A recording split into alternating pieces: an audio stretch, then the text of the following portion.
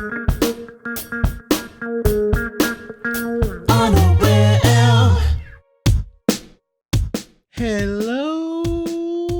on a Whim listeners, and welcome to season 3's episode 7. And I've noticed that I've started adding an apostrophe to season 3. I don't know why. I feel like I'm in a very Grammarly mood, not paid sponsor. I don't know. I've been experimenting with it. I kind of like it. I don't know. Hi everyone, I'm Paul. And I'm Jabari. And I'm Shadoe. It's good to have you nerds back on this podcast. We're sans Grover these next couple episodes. He's taking a couple episodes off. I don't blame him. It's kind of hard to listen to myself too. But one of the awesome things is he'll be able to listen to it. So he'll give us some good feedback. He's in the audience now. We're on this stage thing in Discord. So hi, Grover. Hi, Grover. So On a whim, Paul's. Somebody muted the stage. What does that mean? I did he mute us? We're doing great. This is a great podcast. Grover says, I can hear everybody. Okay. I was worried for a second. Okay, good. Grover says no. So I can't hear Paul. He can't hear you. Well, you two can hear but me, I can so that's hear you. all that matters. Yeah. So we can edit that. We can edit that. We can edit those parts out if we need to, Shadoe. So it's all right. So I want to share something with both of you. As I was planning and getting you both on the same page for the recording session today, this week, I sent you both the same GIF from Pirates of the Caribbean, right? And we have an accord, right? And you both reacted the very same way to it. The same reaction. I'm like, they're my people. How did I react to that? Like some laughing emoji or something rather. I don't. Oh, I gotta look it up. But like you both reacted the same way. Yeah, the laughing emoji and yeah. It's good. It's good. It's it's a good movie. It's a solid movie, The Pirates of the Caribbean. And I don't know if you guys heard. Did you guys? The Disneyland has shut it down indefinitely for repairs and updating and again. Yeah. Uh-oh. And then they're also shutting down the restaurant that's on the inside of the Pirates of the Caribbean ride. Are they? So the Blue Bayou. Yeah, I've never. Movie? Maybe, but why would you do that? Like the new ones were so awful. Maybe they're setting up for the next one. Because I remember that 1, 2, and 3 were solid. Mm-hmm. And then it was like the Star Wars effect, right? Then there was 4, 5. Wait, what? I thought there was only like 3 movies. There's 4 and 5? There's 3 more after it, I think, right? I think so. One with a priest and a mermaid, and then yeah, and see now I gotta Google it. How many Pirates of the Caribbean movies are there? Was it 5 or 6? That's the question. Google will know the answers. Okay, hang on. Google is loading. Oh, answers.com. Why? Main You're article. gonna ask Jeeves? Okay, 1, 2, 3, Alta Vista. 4, 5. So there are currently 5, and there's a 6th one that is planned. With or without Johnny Depp? I have no idea. Probably with. That's... And then there's a spin-off film that they're planning. A spin-off?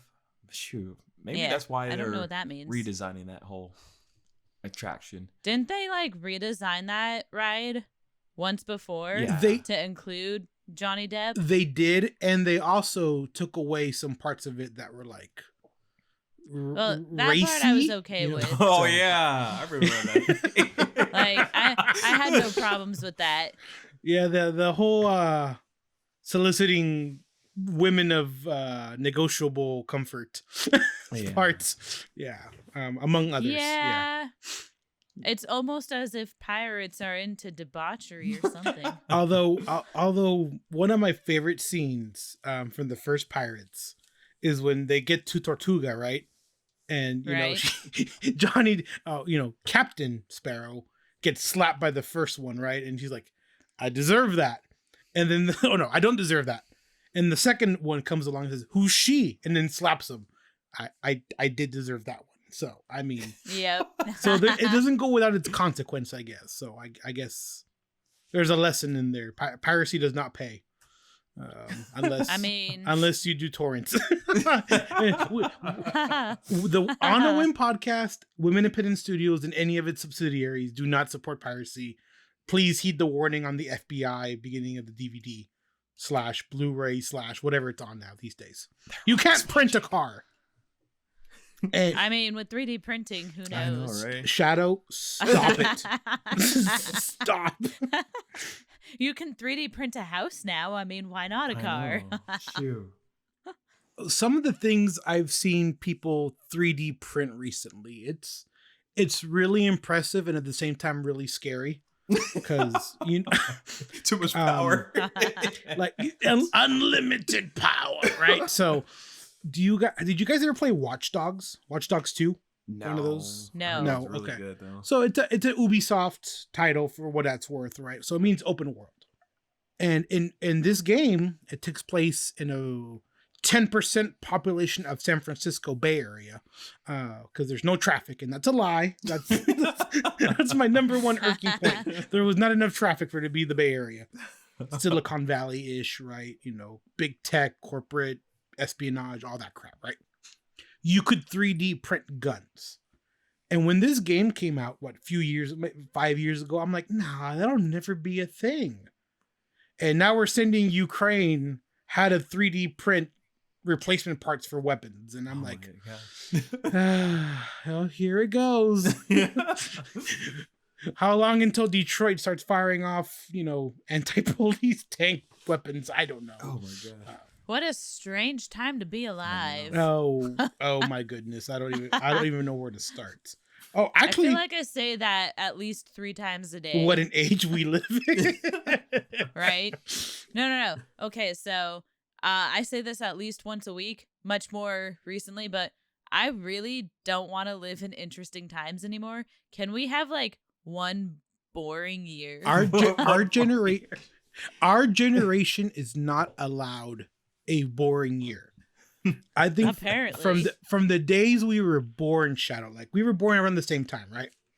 We had Desert Storm, end of the Cold War, collapse of Soviet Union, all these scattered warheads. Then Jabari was born, and then just the invention of the internet, multiple stock market crashes, the .com market crash, all these different things. We are not allowed to have a restful anything. I mean, yeah, apparently not.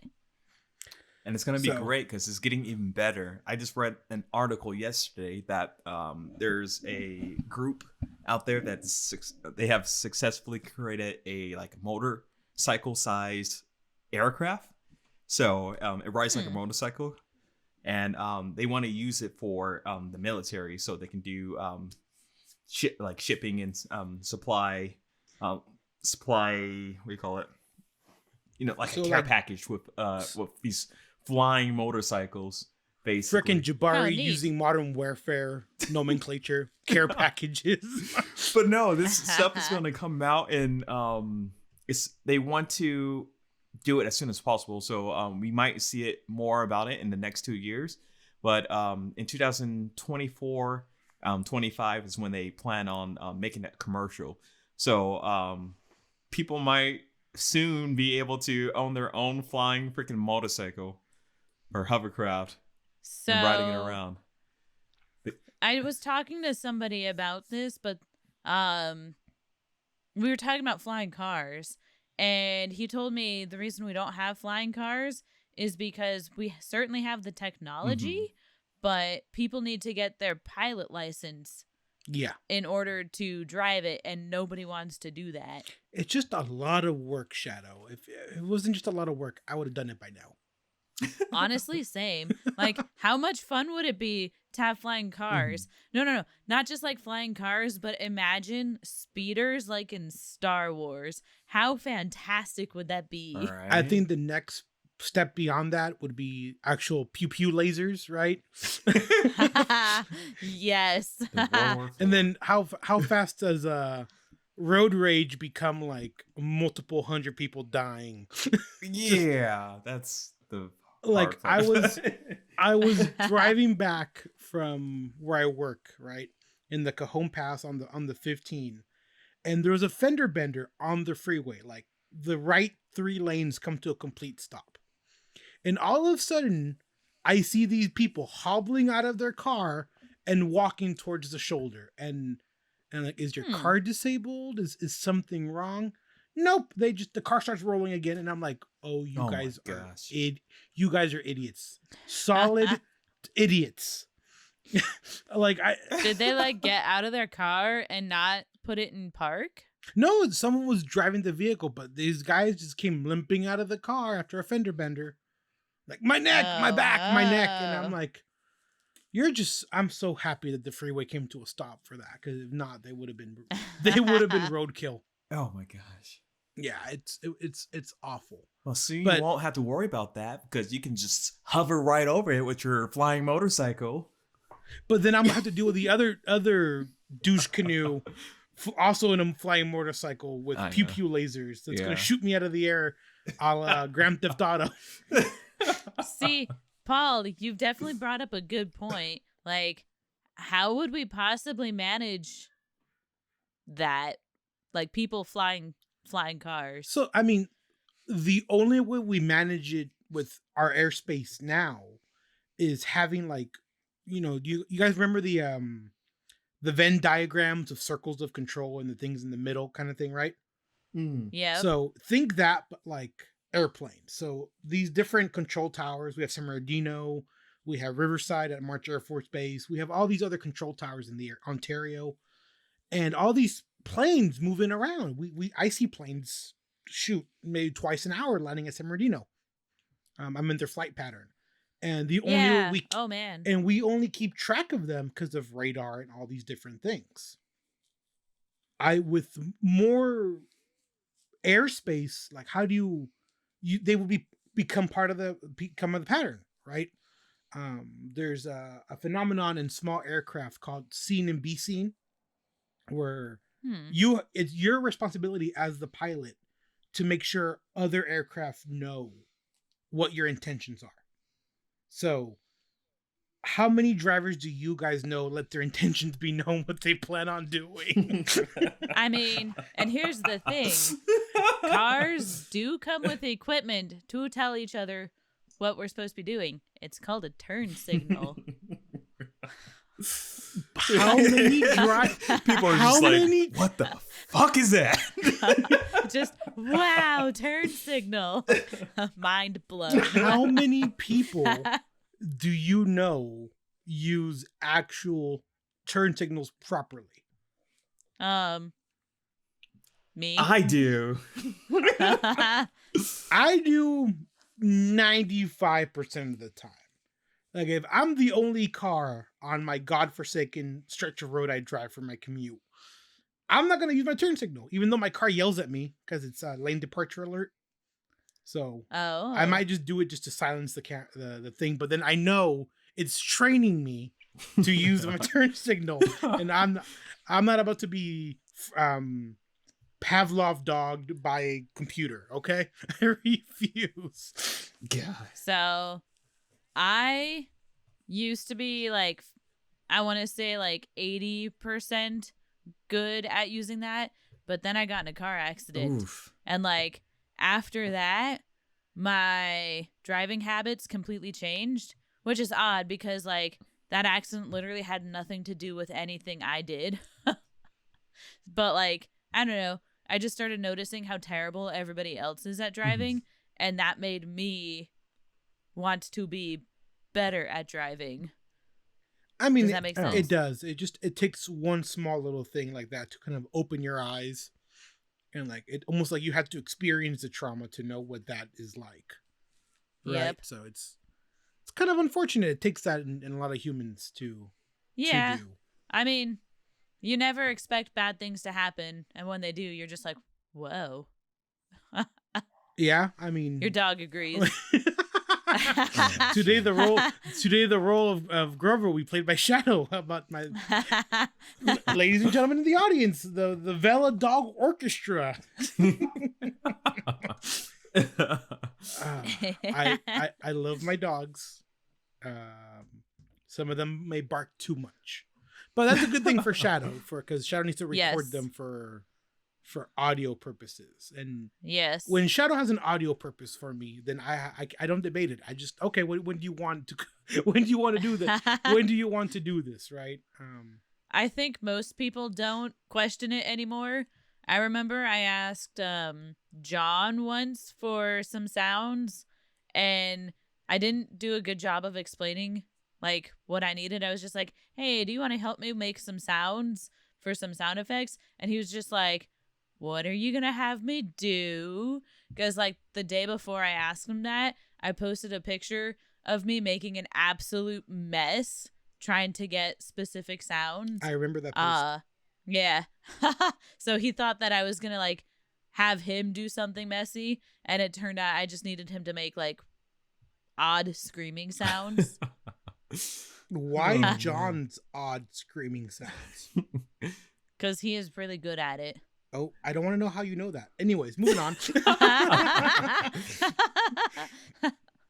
So, can we all agree that people who don't use their ticking signals properly are evil?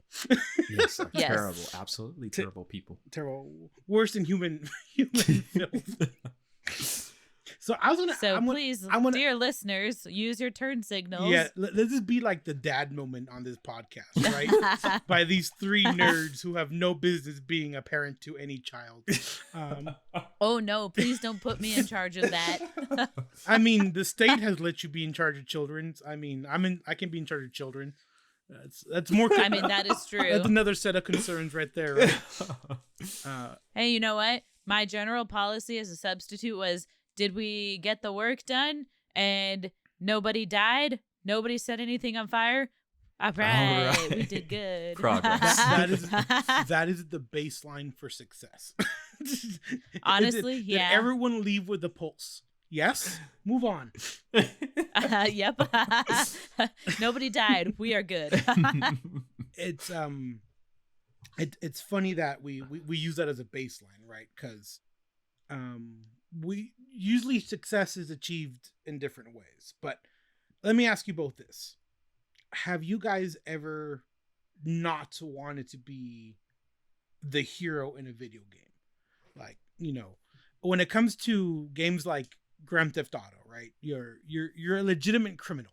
You are you're selling drugs, you're pushing this and that and the other thing.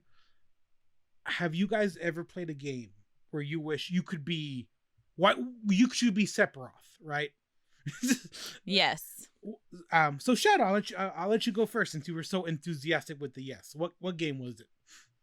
Okay, so just a general like stance. So growing up, my brother and I played a lot of games together, and a lot of the games we played together were Star Wars games. So we grew up playing Battlefront. Ah, yes. Yeah, Battlefront. And so I would always take the Sith side. You would. And my mom thought that was odd, that I would not want to be a Jedi. And I was like, no, look at all the badass things Sith can do. Look at it, I can choke this person. I could shoot lightning out of my fingers. And so those were just the games that I liked to take the not good side. But there is one specific Star Wars game that I remember playing where you can actually become the bad guy. Yes. In the game. It's Jedi Apprentice, I think. So you start out the game as a new apprentice under Luke Skywalker, and he trains you. And throughout the game, you can choose what you want as far as force powers go. If you pick traditionally Jedi force powers, you will be good. If you pick more questionable force powers, then you will be steered towards like the Sith side. And then you'll also like have decisions to make throughout the game, and depending on what you choose, you will either end up being the hero or the villain in the end. So to elaborate on what Shadoe's listener, if you paid attention to way back in the day with me and Jabari doing the In Vivo podcast, in the live, right? The live record, when we're actually playing video games during this. Yeah. I played the prequel to that, which was Jedi Outcast, with playing as Kyle Katarn. I think that's that game Shadow's talking about is the sequel to that. So it's, yeah. And it's very much that kind of game. There's also Star Wars Knights of the Old Republic, where you could you literally were the villain and you just had Sith amnesia. And then you could it really was. Spoiler alerts if you have not played Knights of the Old Republic or KOTOR. Where have you been? You woke up from I your haven't finished that game. You woke up from your coma. Which one? KOTOR 2? Knights of the Old. Yeah, both. Did I spoil it for you, Shadoe? No. Oh, then well, anyways. So Shadoe wants to be a Sith. Got it. Yes. Okay, no. So, and kind of sidestepping the question and going like full Star Wars nerd for a minute. Ooh, I don't want to be Sith. I don't want to be a Jedi. I want to be somewhere in the middle. Because in my mind, that's what true balance to the Force would mean. Like true balance would mean no Jedi, no Sith. You know, everybody's just kind of doing their own thing as opposed to good versus evil. So how deep down the rabbit hole can we go, Shadoe? Because I'm a pretty big Star Wars nerd myself. So oh man. So based on Star Wars Legends, right? So the non-canon stuff now, right? That was exercised by the Disney overlords, right? Because Disney was too lazy to learn it all. See, you understand. So I was so salty about that. I bet you I'm were. still salty about that because there is so much good lore, and all of that lore had to be approved by George Lucas. Yeah. Like, it wasn't just like a bunch of random people making shit up. Like, he was straight up like, no, I don't like that. Or, yeah, okay, that's now lore. Like, and then Disney just showed up and said, nah, we don't want to deal with any of that. We want to make our own stuff. So that's all. And millions of fanboys were immediately exclaimed and frightened. And then were immediately silenced. Everybody was like, boo, Disney. Yeah, that was that was a rough time for a lot of Disney fanboys, right? So it really was. Yeah, it's kind of sad. So for Jabari and the listener who's not into the lore, right? The Jedi Temple was actually built on some Sith relic. Like the Jedi thought that by occupying where the Sith monument was, that they could stop the dark energy, the dark vibes, whatever you want to call them, right? What made Sith from getting into the universe. But in fact, it's probably what made the Jedi so clouded when they could no longer foretell the future, or their force powers were dulled because of this arrogance.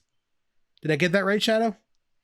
I would say so. Yeah. The Jedi definitely were pretty full of themselves.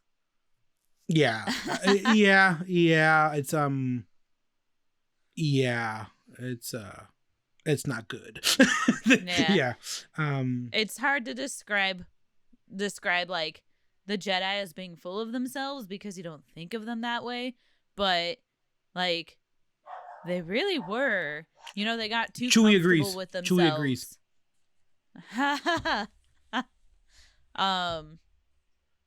Oh man, though. Like way off topic. How excited are you for the Obi-Wan series? when John I'm sure when John Williams was approached and said, "My dude, this is for a trailer."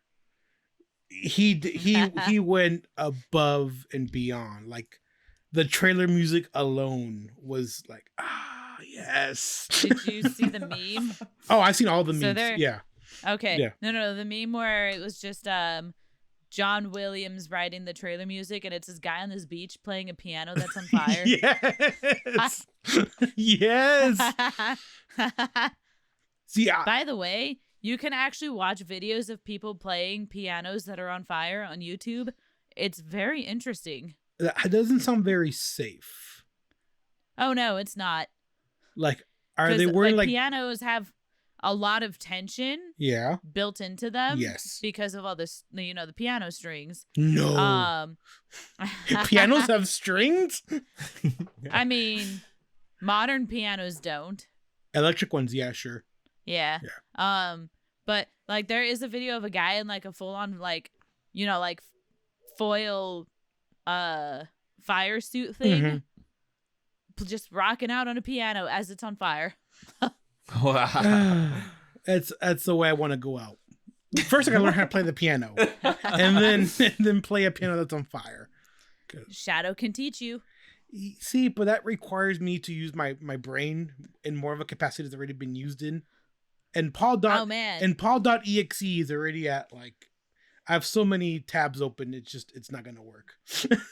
Trust me, Paul, if you use the Shadoe method, you won't have to think, you'll just do. See, but that's the problem. That's the mentality that drove me to liquor that one day. I mean, anyways, yeah. To withdraw from the Star Wars, Disney, George Lucas, John Williams nerd hole, Jabari, are there any games that you wish you could play as the villain? Like, do you ever want to be Ganondorf? That's like exactly where I was about to go. It's like I knew. It's like I know you.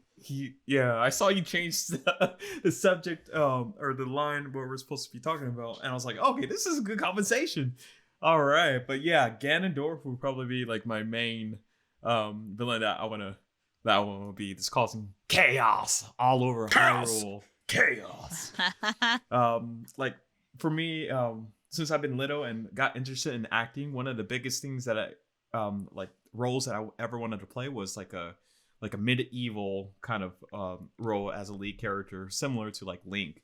But as I grew more and more, I'm not, and just I'm black guy and stuff like that. I don't really look like the hero type of person. But as I was growing more and more, I'm just like, Ganondorf, we got some similarities. We both have the darker skin. All right. All I have to do is dye my hair a little bit and get some of those, I don't know, the cornrow kind of things that he had, like an Ocarina of Time. And it's like, all right, yeah. And like what he's wearing and stuff like that. So much drip. Have you seen that in Ocarina of Time? His clothing in there? No. Or yeah, he's big pimpin' right there. Big pimpin'. Oh snap! I'm like, all right, I can dig the clothing here. Get into the role like that. Get some magical purple powers that cause chaos throughout the whole land. Yeah. All right, let's destroy everybody. So yeah, Jabari, for what it's worth, I think you would make a great Ganondorf cosplayer. Did I pronounce his name right? Ganondorf, yeah. Yeah, okay. I'm terrible at pronouncing character names. I want to, but his costume is so, I don't know, elegant. There's so much layers to it. Number one, I'm going to get super hot. And number two, it sounds really expensive and hard to make. If somebody were to, like, I feel like that would be like at least like a $1,500 costume. I mean, if you buy it and commission it from somebody, yeah. Well, I can't make anything. If you do things the way that I do and like repurpose stuff, you could probably do that costume for like maybe $100. Oh wow!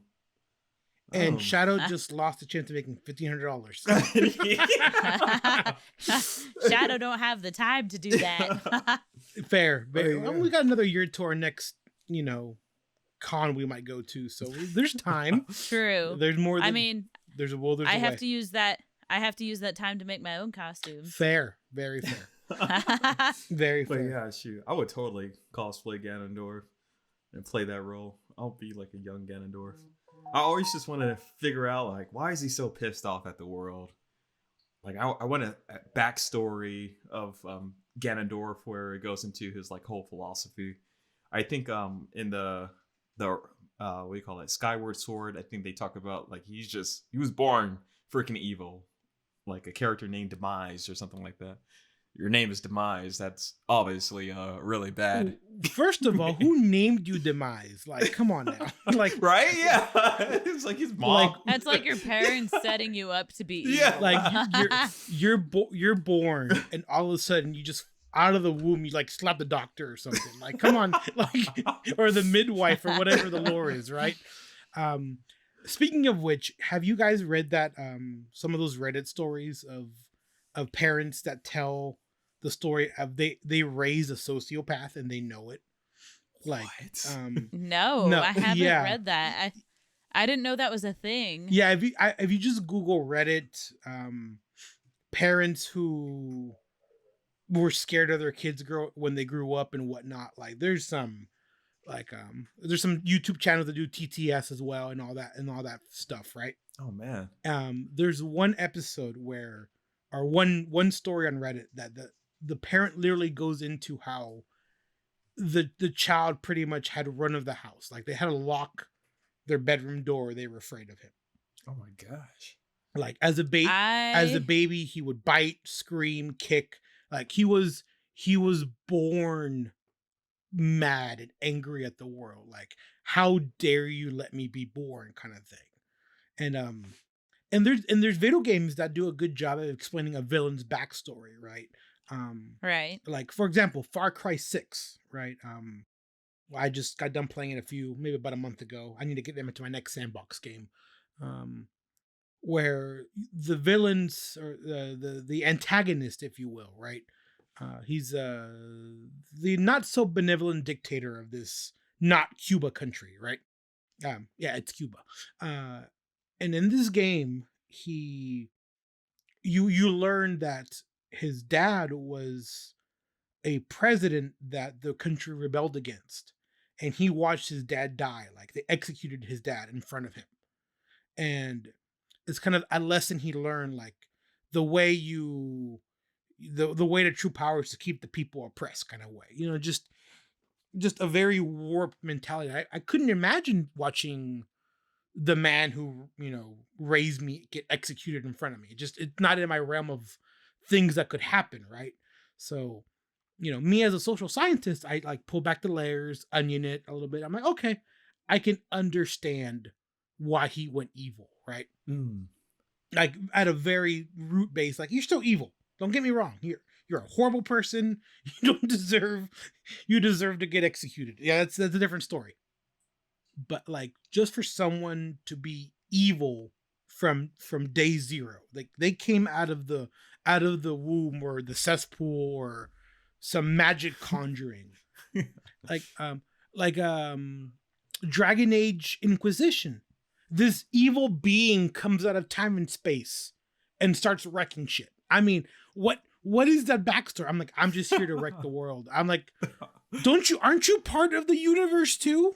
Like, nope. Like, or like Sephiroth's Final Smash in Super Smash Brothers. He destroys the world. Whatever character he catches in his little cape thingy, right? He destroys the world that character is on. Oh my gosh! And is that what happened to when they like redone the whole Final Fantasy? They just said, "Oh, Sephiroth just came and just like destroyed the whole thing. Now he's just a new world." See, I'm not a Final Fantasy person. Shadoe, I think you're the They did that in Final Fantasy 14. So when they were gonna reboot the game, because the original, like, I guess, version of it was just kind of eh. Oh no, Grover's gone into great detail on how awful that game was. Yes. We have episodes. We have libraries about that. Yes. That's why I'm not going to go into too big details on that. But when they we're going to reboot it, instead of just saying, hey guys, we're shutting the game down for X amount of time, they like actually put a story to it. Yep. And so they had Sephiroth come and just like blow the whole thing up with a meteor. Oh, it really was. Oh wow. And that was, okay.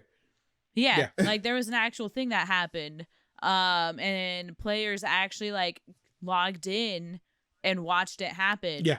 Yeah. And right after the event happened, they pulled the plug on the game. They did. So everybody was like instantly logged out. That is so badass. The game. I remember this because Grover was like super like, oh man, I've got to be there for this, guys. We can't like stay out too late, because we were at a convention in Vegas. And he was using his phone data to like go through the computer so that he can play this. And I remember he was getting like angry text messages from his brother like, bro, what are you doing? Stop using all the data. See, this is that side of the story I never knew.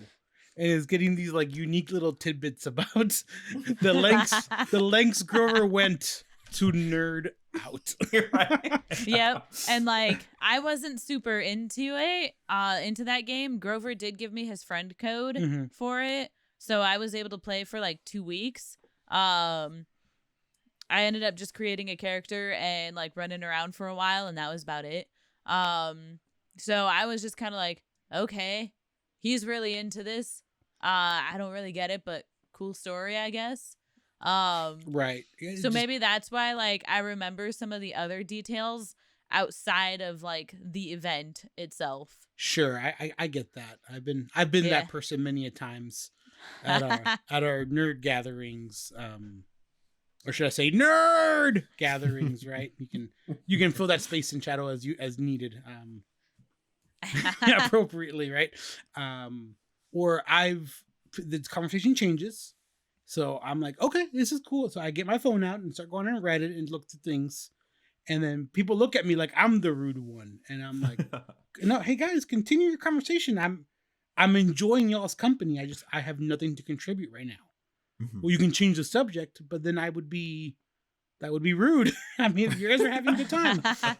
So like, I mean, in those cases, you could just join the other conversations happening at the table. Because usually when we're at our nerd gatherings, the table ends up like very much split. Like y'all will be at one end talking about like Super Mario or something, and like I'll be at the other end talking about something completely different. Like you have choices, Paul. Yeah, see, I don't know. I don't know. I'd have to go back to one of our nerd gatherings, which hopefully we'll have when we release some of our games this coming year. Oh man, so I'm really excited for that. Speaking of our games, hi, I'm Paul. No, I'm not the monkey from the end of Jimmy Neutron you remember as a kid growing up watching Nicktoons. No, I'm not that monkey. I'm Paul with the On a Whim podcast, and I would like you to consider purchasing one of our fabulous, whimsical Whim indie games. Well, actually, you can't quite purchase it yet. We want you to wishlist them. Go ahead and go to Steam. You know what that is, the thing you have to log into your computer and download the game where you own it, right, on your computer digitally. And go ahead and wishlist Selatria. I know, it sounds weird. It's not Selatria, it's Selatria. And also, go ahead and wishlist Spellbearers. Spellbearers is a twin stick shooter that we're hoping to release coming into the summer of 2022. And Selatria, which will remind you very much of the Final Fantasy games we've talked so much about on the On a Whim podcast. If you want to join our community, you're welcome to join discord.gg/whimindie. And go ahead and wishlist. And if you guys enjoyed the demo that are available for free, go ahead and purchase it when it comes out. So we would greatly appreciate that.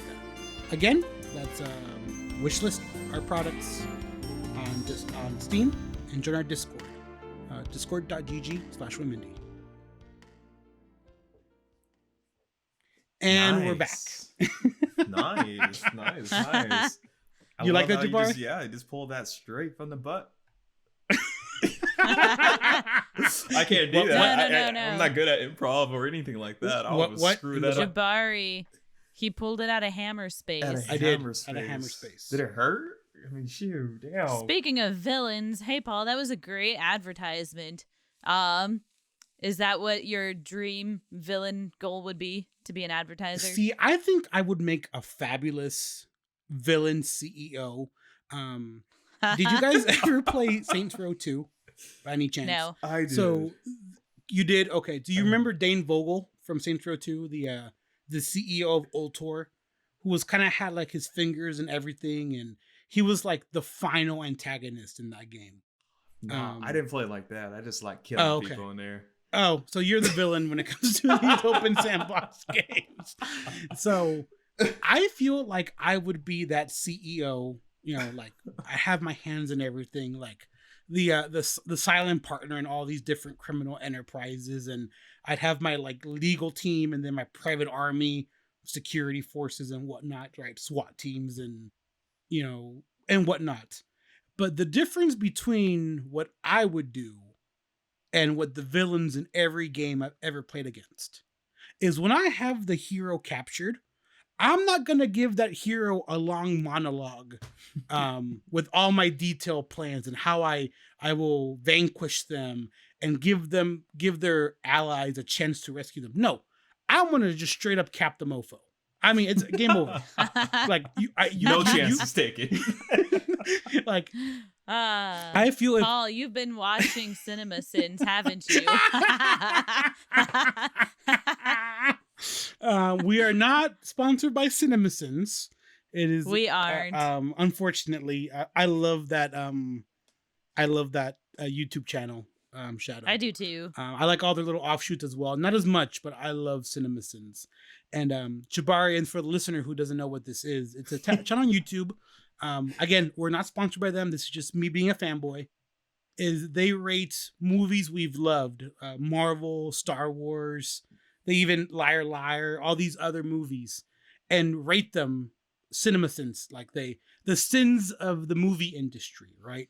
You know, beginning of movie, narration, ding. And when you hear a ding, it's because that's a cardinal sin of movie design, right? It's like the things every movie does, right? Yep. And then when the movie does something good or unexpected or unique or special, it's the reverse sound of that ding, right? Oh. And one of my favorite movies they did was Deadpool.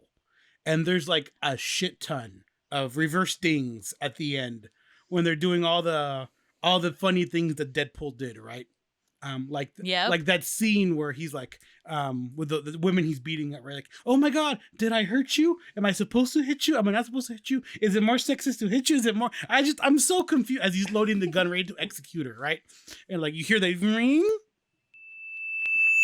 So I feel that if I was the villain, I would make a crappy villain because the hero would be dead. Like, you would have no chance to come from the rat. Like, I would come back. Rule 1 of Zombieland is cardio.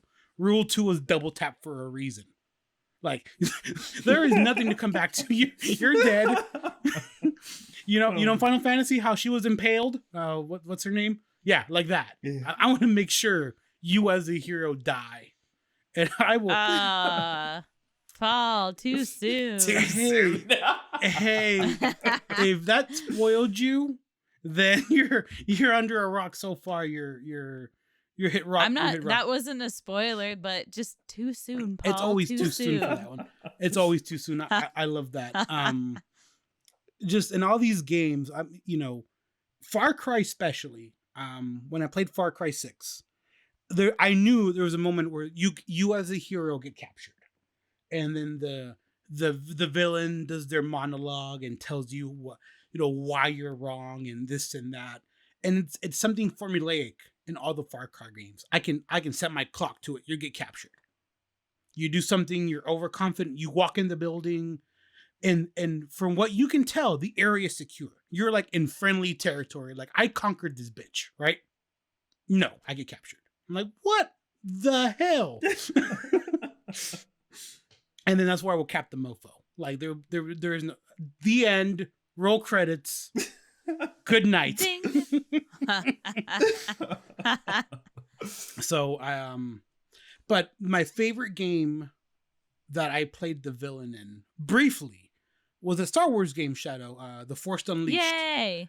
You play as Darth Vader in the beginning, and That's then right. as his apprentice, you play as the apprentice villain for maybe a third of the game, right before you turn good to the rebels. And you hunt Jedi, and you do this and that and the other thing, and for the Empire kind of thing, right? But the scene that reminds me the most of that is when, did you guys watch Rogue One, Star Wars? Yes. When okay, so spoiler alert, Jabari, for you, if you ever see Rogue One. If you don't, you'll know what the scene is. Jabari, you have to see it. It's amazing. It's literally the best Star Wars movie after 6. Anyways. it's the best Disney Star Wars movie. Yeah. Honestly, like the rest of them are crap, but that one's worth watching. Agreed. Watch Rogue One. So Jabari, if you want to cover your ears or not, I don't care. But there's a scene in Rogue One where, well, let me back it up. You guys remember in A New Hope when, the stormtroopers board the ship Princess Leia's on and they just kill all the rebels, right? You're like, yep. Why are they so like evil? They're just defending their ship. What's going on here, right? Why are you shooting at them? Rogue One fills in the blanks. And come to find out that Darth Vader and his little troops have been chasing them across the galaxy, literally. And Darth Vader is so close to getting to this data that he goes down this corridor and it's all quiet. All of a sudden you hear the right? And and the lightsaber comes out and everyone starts hooting, hollering in the movie theater. And Darth Vader just goes on a rampage. Just kills people, slashes, force chokes, crushes a mother effer's windpipe. I mean, it is glorious. Oh, shoot. And it's the villain doing this, right? You're cheering for the villain at this point, right? Because you're finally seeing Darth Vader being the badass that he was always meant to be. Which is kind of... So, random question. How old is Darth Vader at that point? So, if we go off of, Star Wars, we want to say he's like probably, the timeline. What, 50, in his 50s by that point? Maybe, because let's see, at the end of episode 3, he was middle-aged, 19? Right? At least. No, at the end of episode 3? Supposedly, he's like, they found him when he was 9, right? Yeah. And then, or 11, one of those two. And then 2 is like, what, 8 years later? So he's... Yeah, so he's a teenager there. Yeah. So how old is he during the Clone Wars? So when the Clone Wars beginning, him becoming a general or a commander, whatever he is. Is he like late 20s? Yeah. And then how many years between 3 and 4? Okay. You know what I'm saying? That's a good question. Yeah. So the reason I asked that is because that like angry tantrum is definitely on par for him because he throws one of those in... I think he throws a tantrum like that in both episode 2 and episode 3. That was like a very good detail that Disney chose to include. Well, I mean, the biggest tantrum was killing all the sand people.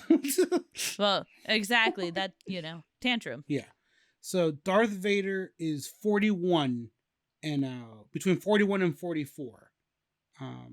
And all right, that checks between out. Rogue One. So I was in the ballpark at least, right? Yeah. So you Google that. Hey, Google University. It's a beautiful thing. So I feel that's one of the times we rooted for the villain, just out of sheer like raw strength, right? But you play as Darth Vader and you pretty much live out that scene in The Force Unleashed. You're like ripping through Kashyyyk, killing Wookiees, and you're even killing stormtroopers that get in your way. And they're like, "Get out of my way! I'm hunting Jedi." Damn. Yeah, it's a. I didn't finish that game. Yeah. It almost lost me when you had to bring down the Star Destroyer, which that alone's like unfathomable for a Force user to bring down Star Destroyer, but that's neither that's neither here nor there. Star Wars likes to push the boundaries on what is believable. Right. And another moment where that comes back is that newest Star Wars game that came out a year and a half ago, maybe 2 years, where you're playing as an apprentice that lived through Order 66, right? And you're running away from Darth Vader at his peak, and the game makes you feel like, oh my god, I'm going to die because Darth Vader's coming after me. And I haven't played that game. Yeah, Jedi Fallen Order, Star Wars. Yeah. Yeah. Oh, that's on my list of things I want to play, but I didn't buy it yet because I have too many things I want to play. Do you want to borrow it? I have it. I won't be playing anytime soon, so you're more than welcome to it when you have the time. Maybe. What is time? What is time? So, does that answer your question? I think it's what you guys expected me to be, that evil CEO, advertising chief. But here's the difference. Everything would be above board when it came to like the public face, like there's no shady practices, no like child labor in Africa or diamond mines using slave labor or any of that. Like the public face would be all above board. Shoot, you'd be an ethical evil guy. I would be until I came to like the evil things, right? Then Yeah, like I said, ethical evil guy. Ethical evil. What lawful evil, is that even a thing on the scale, Shadoe? I think it is. Yes. I don't know. I don't know. Or, yes. Or lawful evil, I guess, is what it would be. Yeah, lawful evil is the thing. I don't know. I've never played an evil character in D&D. Fair enough. I'm just a chaotic person. You are a very chaotic person. Chaotic neutral suits you very well, Shadoe.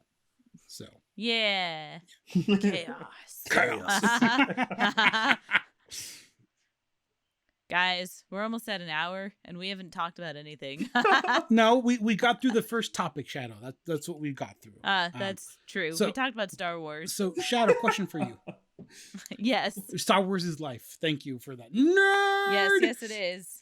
Shadoe, are you gonna have you got Mario Kart 8 yet? No. So I meant to. It was on sale and Grover told me about it being on sale, but my dumb brain interpreted it as it went on sale on the 13th. Not it was on sale until the 13th, so my dumb brain did a thing. Yeah. So I don't have it yet, but I will eventually. Got it. Jabari, do you have Mario Kart 8?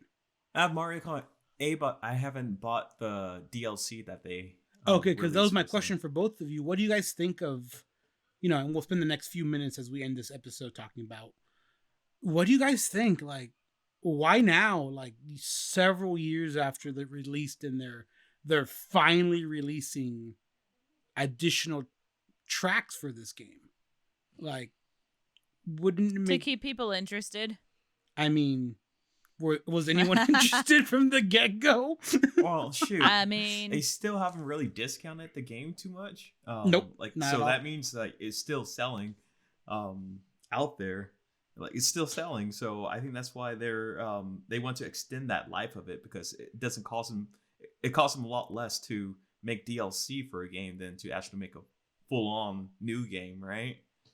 So I think they're trying to extend that and just make more, milking the cow. The cow's there already, right? Full of milk. Just keep on doing that. That cash cow. You caught on, Shadoe. Okay, because I was wondering. I agree with Jabari.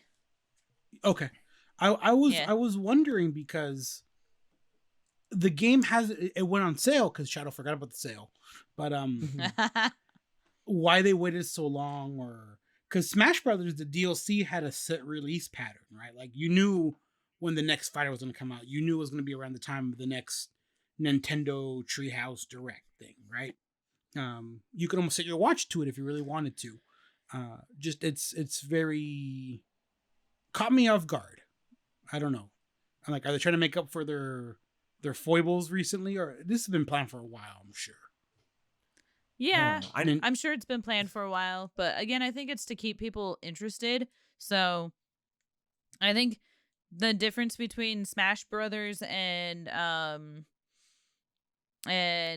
Mario Kart is that like Mario Kart is a game that like you don't necessarily need a lot of DLC for to keep people interested. You just pick your character and you race, and the interest in that is, beating your friends and rubbing it in their face. Whereas with Smash, people want to see their favorite characters in that game because like people want to play as that character while beating up their friends. Like that's the appeal of that game. So like very similar audiences, but they have different appeals to them. That is more than fair. And another thing is that Mario Kart, that's the learning curve for that is, very low. Like family members play, I can say, hey mom, let's play this game. And she'll be like, oh, okay, what's this? And start playing. Like it's easy for family members to get more involved with it. With Super Smash Brothers, that's, there's a learning curve with that. And hey, I don't know about that. I've won a few games and I know absolutely nothing about that game. No, you knew enough to do down B as Kirby. Yep. Well, there's a much, much, much higher learning curve for Smash Brothers if you actually want to be decent at it. Just to be decent, there's good learning curve. I think there is. I think it comes back down to that professional gaming levels, right?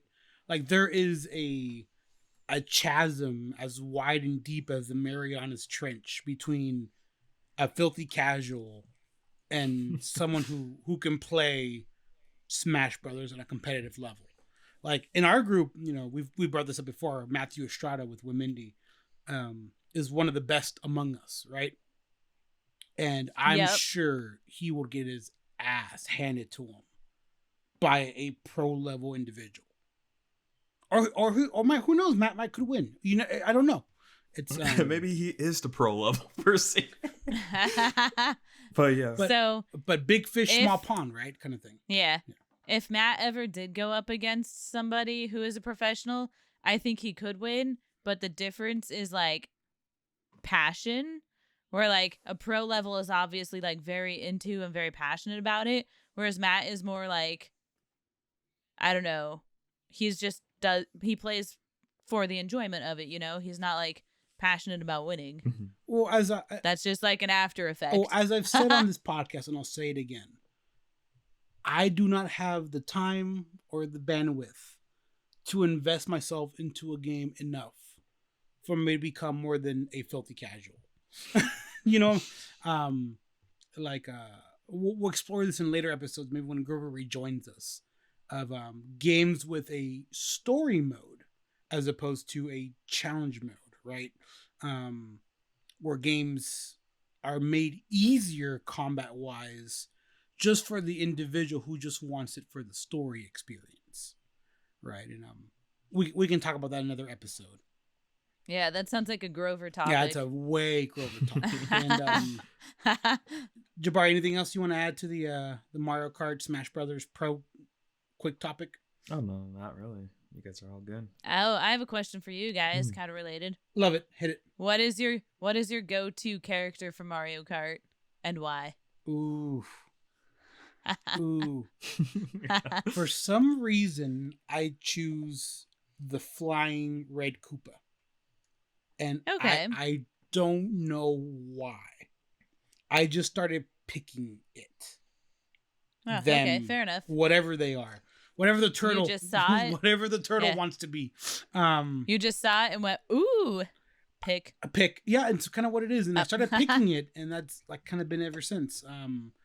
Is there any strength or deficiency to picking any other, like it's weight, right? So like Bowser's heavier. Yep.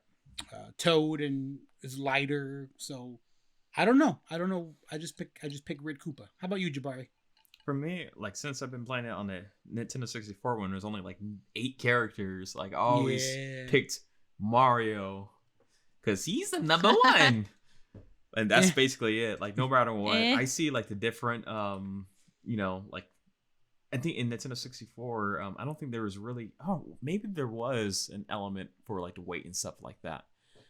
There was. It's just it wasn't really like shown on. The It 64. wasn't. Yeah.